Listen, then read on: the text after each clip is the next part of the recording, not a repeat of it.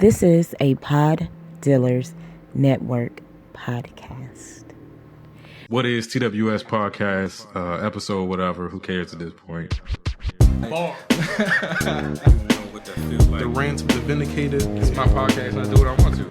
People, listen. Word, is it still live? It's not working for me, Rich. All right, we gonna keep going. I know I changed my voice at work. Bars on the radio. What is TWS podcast? One's ready. I feel like the Neanderthal. Staring at my watch and I'm feeling so new school.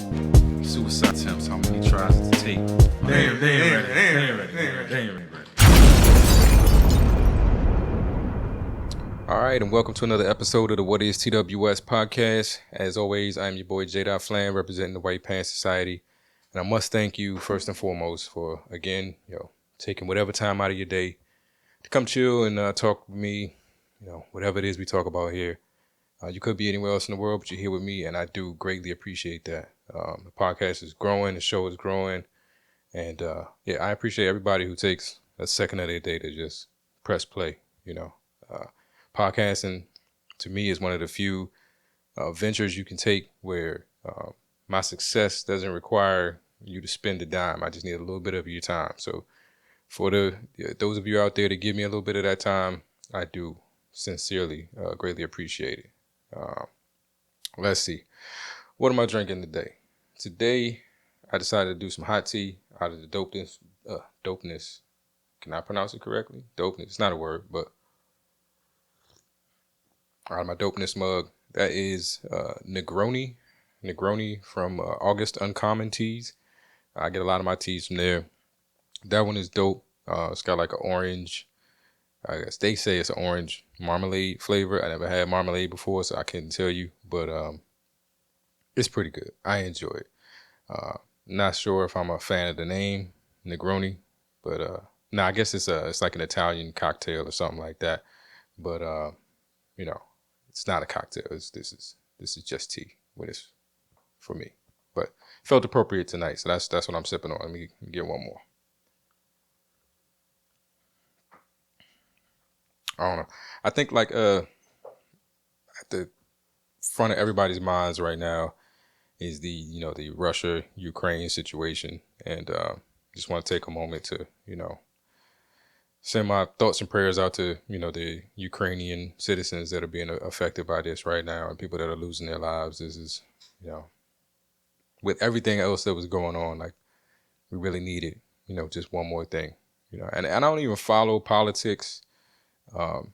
Just for me, this sounds like the closest that we've ever been to like World War III in my lifetime. And it's crazy. Like just as we were getting to the point where either we were, getting past the COVID thing or getting used to life with COVID, it's like, wow, people is making nuclear threats and I don't know, alerting their people to get the shit ready and stuff like that. So it's crazy. We don't even get a break, but as tough as it is for me mentally over here, having to deal with the possibility of some shit happening. I'm told to get drafted, so I ain't got to worry about that anymore. But there are people that are dealing with the reality of it happening to them in this moment. So, hopefully this can somehow come to some sort of peaceful end. I'm praying for it. We'll see what happens. Man, let's see. I do want to, I like to start the show, I hate to segue from something like that real into something this stupid. But, I like to start the show, with the guest ethnicity. Let me see if I can get the shit queued up. I'm never ready.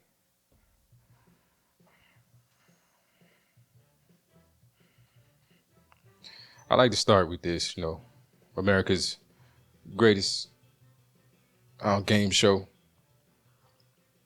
The rules. I give you a headline, and then you have to try to decide if you can guess the ethnicity of the perpetrator based on just, random facts about the story.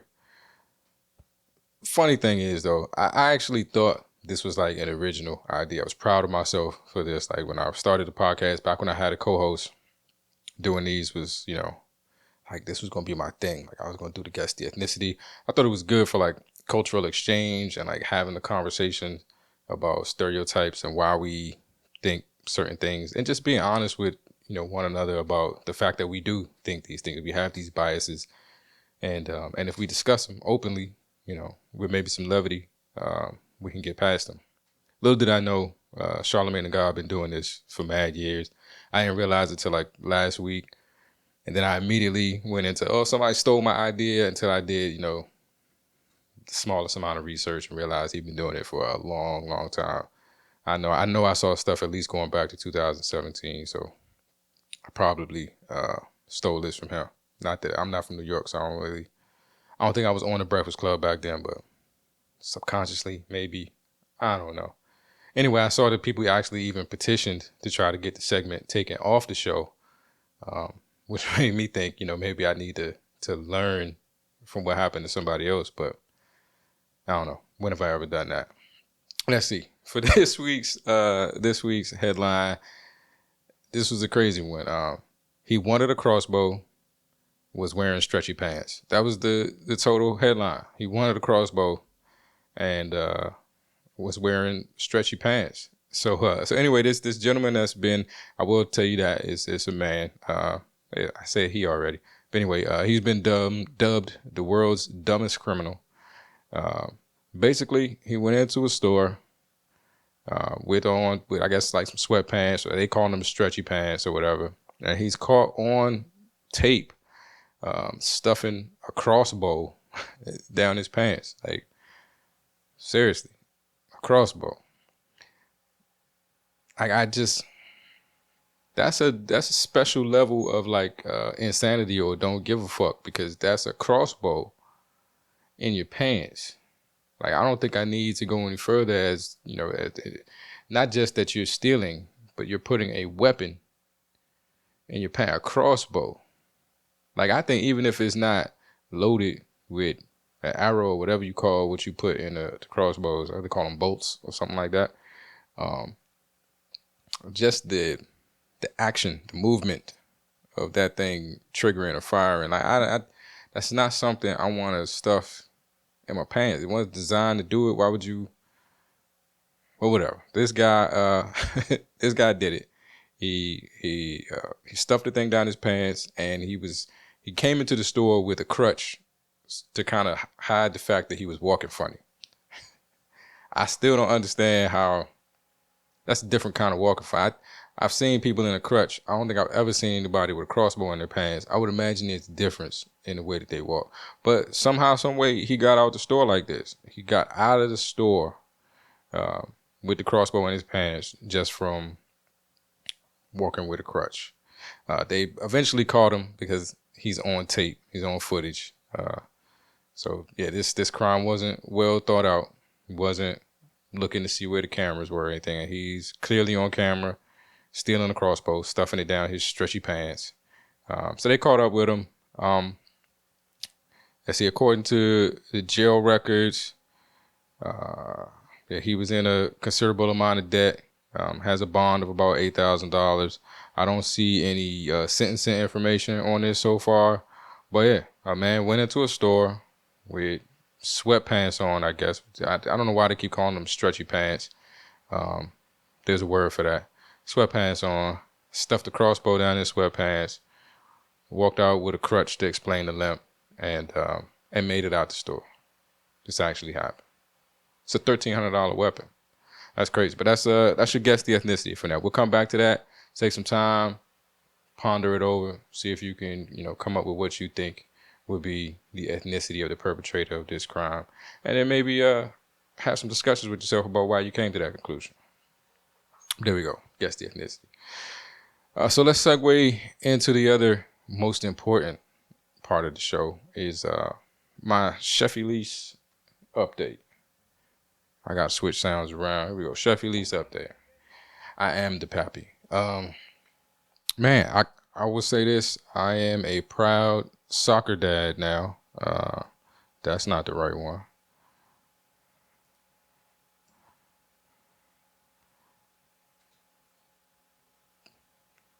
That's not the right one.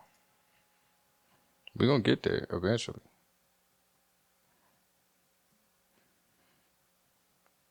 Like I was saying, I am a proud soccer dad now. Chef Elise had her first soccer practice, I think last Tuesday. So I made it out there to see her, get into this whole soccer thing. I was proud of her. I was proud of her mostly because like she didn't go out there. I thought she was gonna go out there and like chase butterflies or something, like not pay attention and be off doing her own thing. I don't know, she has a tendency to do that kind of stuff. Pretend like she's not listening to you. I remember when she was a couple years younger. I want to say really little, but how much smaller than 6 can you get? But a couple years ago, I think she was in like a gymnastics class, and the whole time we were there, we were looking at her and she's not paying attention. She's off, on the other side of the room or in the corner or something, like the kind of stuff that make you like wonder if your child's on the spectrum or not. And she was just doing her own thing while the teacher was taking the rest of the class through little drills and stuff like that. And then as soon as it was break time and everybody else got to, sit down and have a break, she went and did all the drills that the class had been doing while she was, staring off in the distance. So she was paying attention, but she just can't do it when you tell her to do it. She's very much my daughter. But yeah, that was cool to be at soccer practice with her, and she had a little she had a little moment. She started feeling herself. I think she came very close to scoring a goal in practice, and then afterward, I'm over there talking with her and trying to get her to dribble the ball with her feet, not pick it up, and so I'm kicking it to her, and she's kicking it back, and she booted it off into the distance, and she had like a Kung Fu Panda moment. She was just like, I'm good. And don't want to steal that from her, but pace yourself, Chef Elise. It's a long season. But yeah, she's supposed to have a game this weekend. That got canceled because Texas is experiencing, what we consider winter. I guess there was threat of like possibly freezing rain. So they canceled the game. I can't say I'm disappointed. I wasn't necessarily in the mood to like get up on a Saturday and go to this game. That sounds horrible, but I'm going this week. It'll be a game this week. I'm going this week, whether I want to or not. I got to cheer on, my little soccer player, number 9. That's her new lucky number. But yeah, I don't know. They don't keep score. It's just like a bunch of kids just running in one direction and they're running in another direction. Whatever. It's the beginning of something. You build to that kind of stuff. I had more bad dad moments than that during our visit. The cool thing about her is that she wants to be around me. She wants to, it doesn't matter like how much, I haven't been interacting with her, because I try to fill these visits with like activities and stuff. And I didn't plan as much stuff as I normally plan because we were supposed to go have a soccer game on Saturday. And I figured that would take up some time. Chad was going to meet me out there. We may, hung out afterwards, got something to eat. It was going to fill up a lot of the days. I hadn't planned a whole bunch of stuff for us to do. And then the game got canceled. So Saturday comes and it was just a lazy Saturday. It is cold and rainy outside. So, where are we going to go? And so she spent a lot of time like just doing her own thing. And eventually I went up to chill with her, whatever. Then she's just excited, not like, oh, Dad, you haven't been paying me attention. It's been like, oh, Dad's here. Like, you got to check this out, Dad. Like, she's just so excited. I was going up there feeling real bad. Like, oh, shit, I haven't really done anything with her today. And then as soon as she saw me, she's like, hey, Dad, you got to check this out. So she got me sitting here watching these videos she watches on YouTube. And they're like the dumbest. Like, I'm sorry. But they are. They're horrible. They're horrible. They're horrible. And I was sitting up here with her, and it was getting close to bedtime.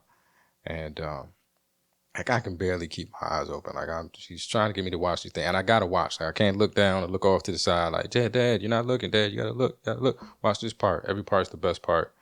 And I'm like, I'm literally like fighting sleep. Like, back in high school in a class you didn't give a shit about. Like, I can't keep my eyes open. And eventually, I set a goal in my mind. Like, if I could make it through this episode, then that's it. We call it the night. It's bedtime. I'm exhausted. I need to go get some rest. And so that happened, and she was cool with it. And so I went from like I can barely open my eyes. So I go downstairs and You know, I just bought a PS5, so I just turned it on to just, like you spend that kind of money on something, you want to use it. And I went from I can barely keep my eyes open to staying up to 5 in the morning and playing a game I had already played on another set. Like it wasn't even like I'm having a new experience. I'm having the same experience I already had, but now all of a sudden I got energy and attention for several hours to do this when I could barely sit up there and watch nonsensical videos with my daughter.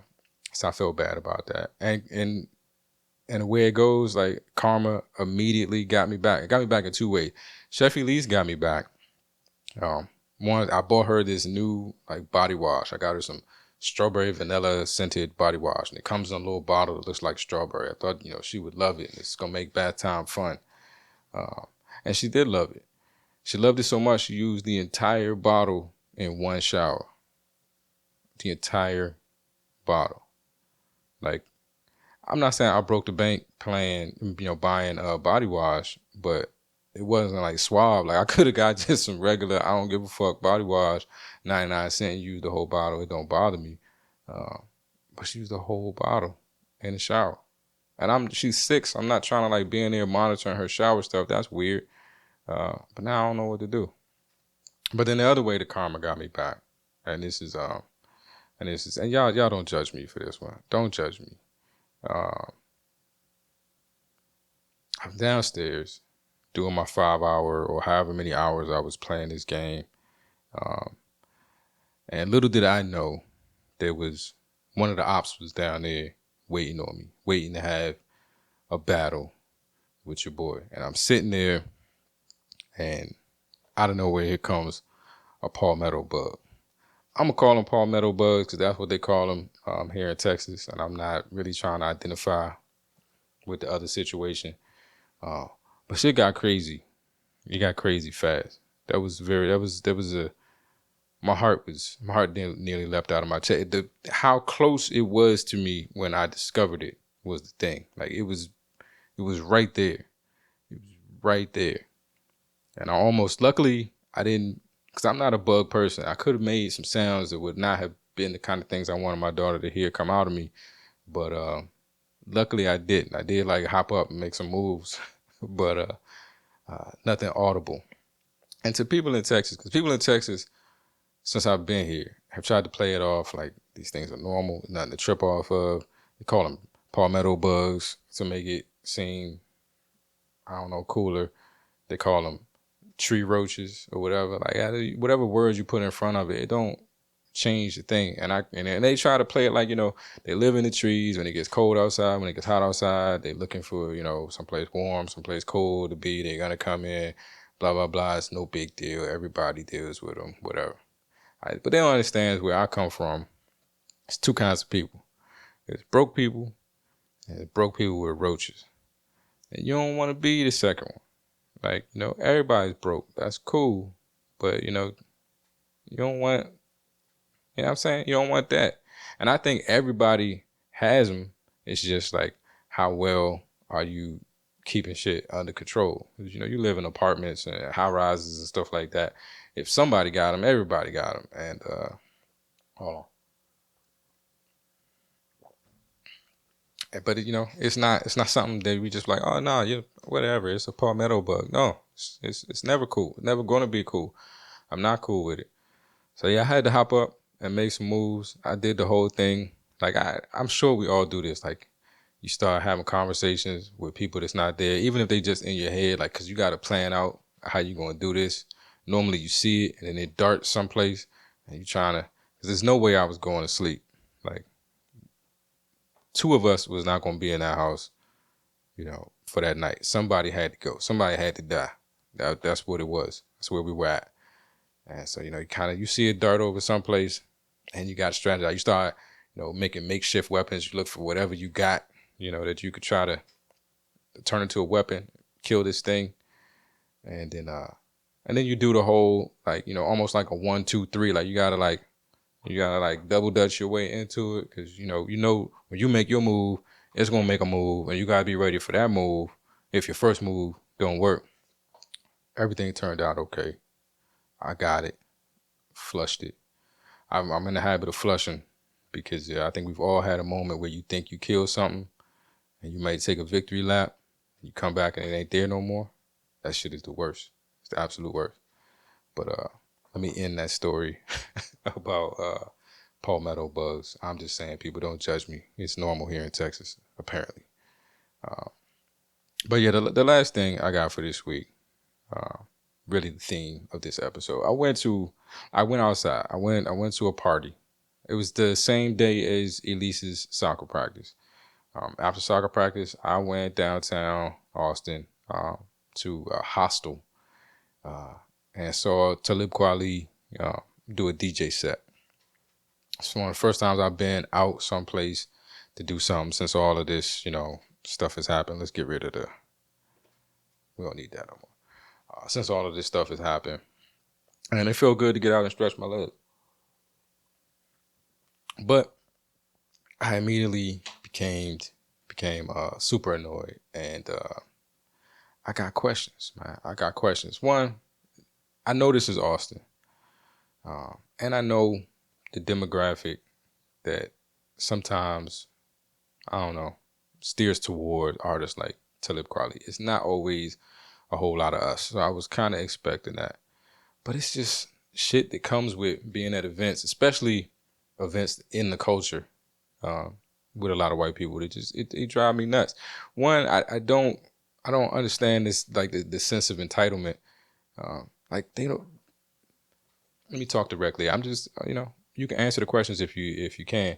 What is it that you don't understand about lines? Why is it that you can see a bunch of people in a single file standing one behind the other outside of a door, and it doesn't compute to you that this is a line to get into that place, and that I can't just walk? If there are all these people standing waiting to get in, me just walking in is the most obnoxious fucking thing I could possibly do. And then why, when I walk in and somebody checks me on it, do I be like, oh, I didn't know? What do you think we're doing? Like, it's not a cipher. We're not huddled up. We're not in a circle. We one behind each other. The person in the back can't talk to the person in the front. The fuck did you think this was? It just immediately started to irritate me. Then it was the people, that they got in line because there was a line. They didn't know who Talib Kweli was. They didn't know who he was. It was literally ladies in the line Googling Talib Kweli. They were having conversations with people, and somebody would eventually tell them, it was Talib Kweli that was performing that night. They would do the thing like straight off the blast, like trying to figure out how to spell the name or how to pronounce. How do you say that? Kweli? It was almost hilarious. And they would try to Google them. And I'm sure they were putting a Q or something in there somewhere, so they wasn't getting what they were looking for. And they were still asking people who this guy was. And again, like, just my levels of festivity was just growing. If you ask the white person who Talib Kweli was, I don't even know what the reference was, but all I know is that the only way they seemed to be able to explain to one another who Talib Kweli was to say something about Kanye West. Like, can we leave Ye out of it? Ye has nothing to do with this. Ye is not the reason this man is a legend. And I'm pretty much, I told myself I was never going to talk about him again. But here I am. And so all that happened. And then we finally get into the thing. Finally get into the place. It was real. Shouts to Talib for doing it, because it was to support a certain charity. And I think the charity helps people with mental health issues and people who are kind of down on their luck and need help, with certain things. And so everything was for charity. And then this was a super small room. It couldn't have been no more than 100 people in there. And just, for somebody his caliber to come to Austin at a time like this to do a charity show in a small room, it was super dope. I never been, I was having some questionable masculinity moments because I was super excited to be that close to Talib. I'd never been as close as I was to him before. I've seen him perform, a couple of different times, but yeah, man, it was a dope time. Again, I didn't understand what was going on when folks started dancing. I still don't get it. I don't understand what beat, you hear that I don't hear, and it's so like distracting because I'll be sitting there.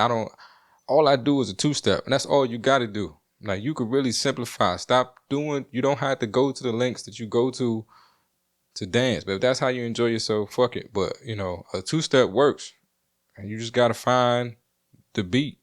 But I'm sitting there doing my 2-step or doing a head nod or something, and like one of them catches my eye, and they so on another beat that it throws me the fuck off. And then I gotta like try to get back with hold on. Am I doing their beat? Am I doing his beat? And even the beat the rhythm that you're dancing to is irregular. Like it's not even a beat. Like it just keeps changing tempos, everything. Like what? I didn't get it. Psychedelics have to be involved. Like I didn't understand it at all. And then I don't know what it is about me, but so many of them in the midst of these little fits that they throw in that I guess they call it dancing, they will look to me for like approval or for like like yeah, like and I think one guy said, I don't know what I'm doing. I'm just having fun. I'm like, okay, my nigga, like have fun. I didn't need to be included in your fun. I don't want to be included in the fun. Your fun is actually throwing off my fun. So keep your fun all the way over there. We don't have to talk. We can go to bathroom stall rules. Eyes forward, do you, you know. But for some reason, I'm that kind of thing. I'm that kind of guy. But I don't know. The other thing that bothered me, and this, let me do this. Hopefully the right one comes up. I need to confess some things. I'm gonna talk directly. Can I get close? Ladies, I want to say this. To the ladies at the party who may or may not have been flirting with me. I know, one particular young lady asked for a dance, and I kind of gave her the, I'm not gay. I'm just super shy, and that's tough to admit at like 40. I feel like the 40-year-old virgin. Like I have no idea how to communicate and interact with women, and drives me nuts. And I'm there, and I see like it was Talib was the DJ, but these ladies in the front was putting on the show. Like they was worth the cost of the price of admission, and we was exchanging glances and exchanging eyes and stuff like that. And it's not that I'm not interested. It's not that like I said, I'm not on the same team with you. Like it's none of that. I'm just like super shy, and it definitely bothers me. I know that there are people around me now who probably get the wrong idea, get mixed signals. Let me say this to you. If you send me a message and it takes me multiple days to respond to you, again, it's not because I'm disinterested. It's not because, I'm rude or, I don't give a fuck. I'm going to tell you exactly what happened. I saw the notification that you sent me the message. It's going to take me, I don't know, 12 to 24 hours to work up the courage to read the message. I probably had a panic attack the moment I saw the name pop up. Like, oh shit, she sent me a message. What could it be? So then after that time goes by where I actually work up the nerve to check the message. Now I have to, because we do all this stuff via text and stuff like that, now I got to figure out the perfect response. That may take me another 12 to 24 hours. And then we're talking about possibly 24 to 48 hours before you get a response back from me. And it's not because I don't care. It's because I care too much. I care too much. That's what it is. And I needed to get that off my chest. And I'm sure the ladies that were at that show last night do not listen to this podcast. But if you do, I apologize. It's not, if I came off, as unapproachable or, if I made you feel rejected in any way, wasn't my intent. On the flip side, I don't even really know if you were flirting with me or not. You could have been worried that I was going to shoot the place up. I know how I am. I was wearing a hoodie, kept my hands in my pocket the whole night. Even when I'm having fun, I have a fairly stern face. I can't look like I'm having fun. That's not manly. So yeah, it could have been either one of those things. I don't know. But that was my week. No real point to this episode. I'm just talking through some stuff, admitting some stuff. I think we need to do more of this. We need to, be you. Like, if one thing has kind of caught my eye lately in terms of like my interaction with people, is that, because of social media, because of this post culture where you get to post something or you get to tweet something, people seem to work very hard at like perfect post, perfect tweet, portraying a specific image. And that's not necessary. Like, like be you. Because once you can be cool with who you are and be who you are at all times, you offer the world something that they can't get anywhere else, and something that they desperately need, something the world desperately needs. And I know the world needs it because, I don't subscribe to the idea that God wastes time and energy creating unnecessary things. So, you were created with a purpose, and you were created specifically as you are, so be you. And the other thing is, I don't trust people who don't have vices. If I'm around you, for long enough, and everything you think and say and do is positive, and you don't have no fears, and you don't have no addictions, whatever it is, like nothing wrong with you, and you just a great person all the time, then I don't trust you. You lying to me, because everybody got something, and I'd rather you be calm. I do this stuff. I have these racial conversations with people. I have these open and vulnerable conversations with people because I want folks to feel comfortable enough around me to let that shit out. I don't want it to surprise me at some point. I don't want to think I got an ally and I don't, because all you do is show me the good face. Hey, let's talk about the bullshit. And with that said, let's talk about this guess the ethnicity. I can say it. I know I can. Let's go back to it. Let's talk about this guess the ethnicity. Man. So we're going back to the story. We got the man in the stretchy pants, sweatpants. Hey, no, I'm not gonna do it. Man in the sweatpants. That went and shoplifted a $1,300 crossbow, stuffing it down his pants and limping away on a crutch. Got out the store. Looks like he's going to face a felony charge for the theft. He has 2 other prior felonies. Like I said, I don't have any sentencing or consequence information on this. They found him. He did make it out of the store, but they found him because he was on camera stuffing that thing down his pants. Once again, wearing sweatpants. That was his plan. I'm going to come in the store with sweatpants and a crutch, and I'm going to stuff a large weapon down my pants and walk out with it, and it's going to be cool. That's my plan. That's his plan. So I'll give you a second to come to your final conclusions on the ethnicity of the perpetrator of this crime. Not a full minute. I think that's enough. Here we go. So Darren Durant, 46-year-old man from Brevard County, Florida. It's always Florida. What's going on with Florida? What's going on down there? What's happening? This is the guy with the sweatpants and the crossbow. He do look like the kind of person that would want to steal a crossbow. Crossbow is a very specific item to want to steal. I'm pretty sure there was smaller items in there for $13. Maybe not other $1,300 items that you could just get your hands on without somebody having to open a case or some shit like that. I don't know. I'm not, I shouldn't be digging too deep into trying to understand the mentality behind this crime. But there you have it, Darren Durant. And if you can't tell, I just realized, if I'm doing the audio show where you don't see the picture, you can't tell. But this individual definitely looks white. Darren Durant, you wouldn't know. It's like 2 different black names put together. But anyway, I don't know where I'm going with that. Darren Durant, that is your guess the ethnicity criminal for the week. So with that said, I appreciate you guys hanging out with me for another show. Sorry that this one was late. Trying to work on, making things smoother, getting some of these processes down. I had the audio process down to a T. Adding video to it is an extra level of complexity. But again, I appreciate everyone. Let me do my quick calls to action. Zaya Fitness, my buddy that I always talk about, he can get you right with your fitness and nutrition goals. You can hit him up at livealphafitness.com. That's LIV alphafitness.com. I say he can get your meal plans, your nutrition, your exercise or fitness goals. It can help you with all of that. So hit him up, livealphafitness.com. It is still hoodie season. Should be coming to a close pretty soon here. But as it stands right now, coupon code HOODIESZN hoodie season.